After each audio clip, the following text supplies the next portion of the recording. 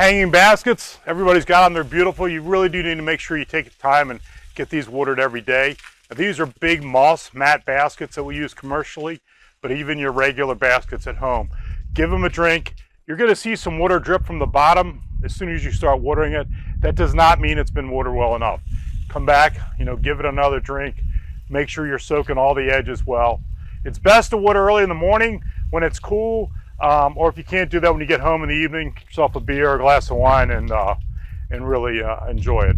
So hanging baskets, the other thing you can do is put a little bit of fertilizer mixed in maybe once a week. It'll keep them nice and happy. And don't be afraid to give your baskets a little pinch if they're starting to get too large, and it'll make the breaks come out and you'll have a beautiful basket all summer long. So talking a little bit about containers and hanging baskets, we mentioned the Dram wand. This has got the one touch. We just turn it on, it makes it work really well. And you don't have to squeeze anything, or you can just use a good old cutoff valve. But make sure when you're watering your containers, you're going all the way around, give them a good drink, and then you can jump over and do another one. Let that soak in for a couple minutes. Kind of think about how many gallons it would take to fill this container if it was empty. And make sure you're really soaking it. What you want to make sure is the water's going all the way around and that it's running out the bottom.